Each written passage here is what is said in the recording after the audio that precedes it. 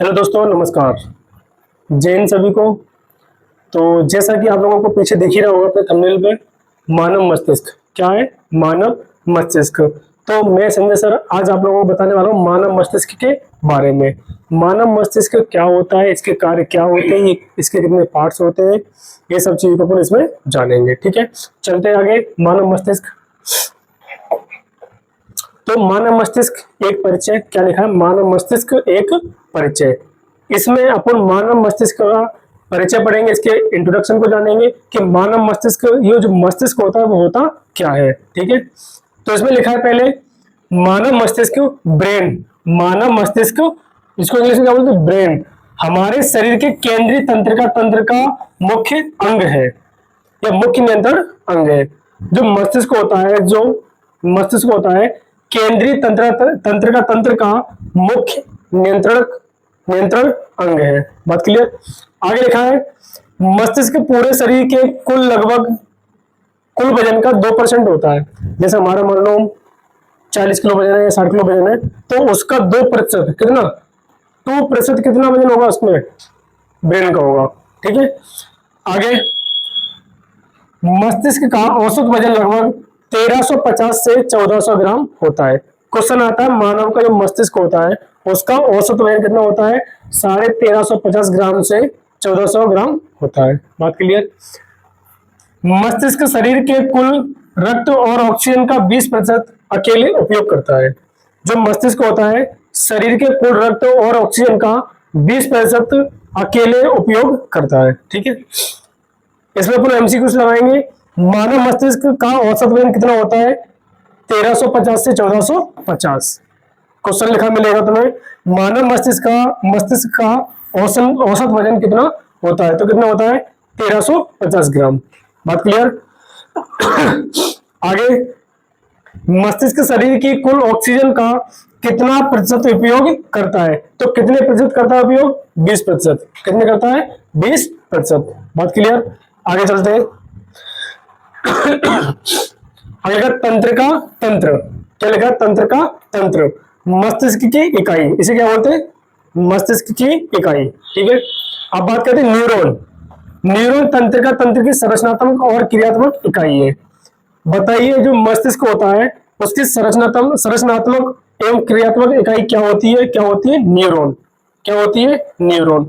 शरीर की सबसे लंबी कोशिका कौन सी होती है? तंत्र का कोशिका होती है। जो मनुष्य का शरीर होता है उसकी सबसे बड़ी कोशिका कौन सी होती है? तो कौन सी कोशिका होती है? तंत्र का कोशिका। बात क्लियर? आगे देखते हैं मानव मस्तिष्क में लगभग 100 बिलियन न्यूरॉन्स पाए जाते हैं। मानव मस्तिष्क में कुल कितने न्यूरॉन्स पाए जाते हैं? 100 मिलियन न्यूरॉन्स पाए जाते हैं। ठीक है, तंत्र का कोशिका में कभी भी कोशिका विभाजन नहीं होता।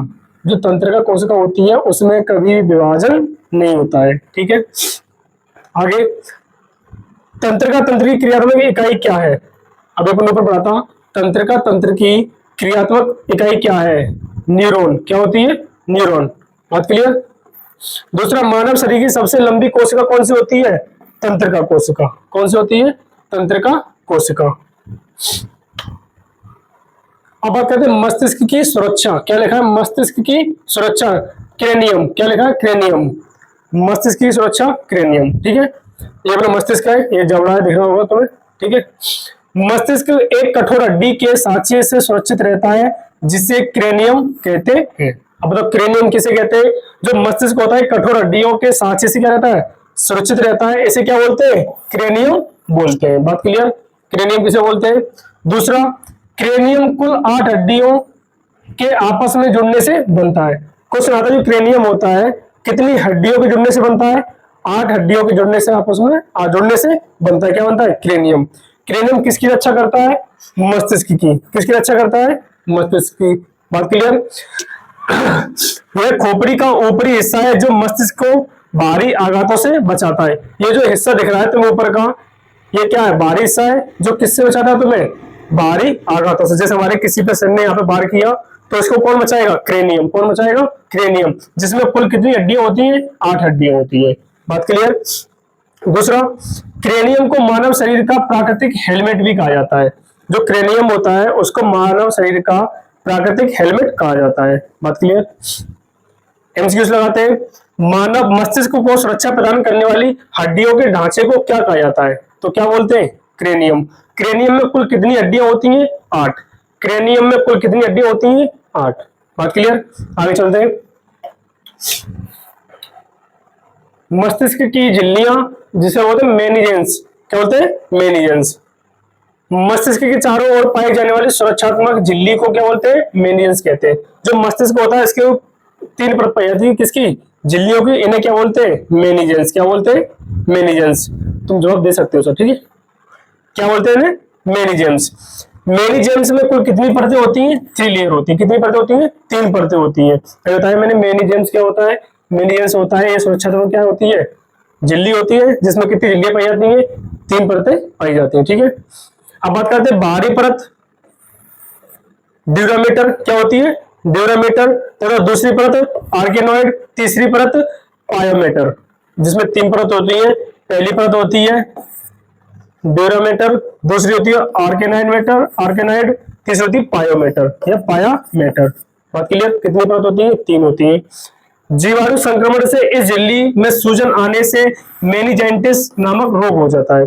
अगर इन झिल्लियों में सूजन आ जाती है तो कौन सा रोग हो जाता है? मेनिंजाइटिस रोग हो जाता है, ठीक है। मस्तिष्क के चारों ओर पाई जाने वाली झिल्ली को क्या कहते हैं? जो मस्तिष्क होता है उसके चारों ओर झिल्ली पाई जाती है, इनको क्या बोलते हैं? क्या बोलते हैं? मेनिजेंस। क्या बोलते हैं? मेनिजेंस। बात क्लियर।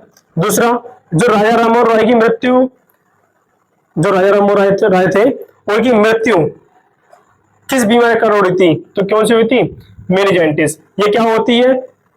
सूजन आ जाती है। क्या रहती है मस्तिष्क में? सूजन। बात समझ में आ रही है? सही चल रहा है, ठीक है।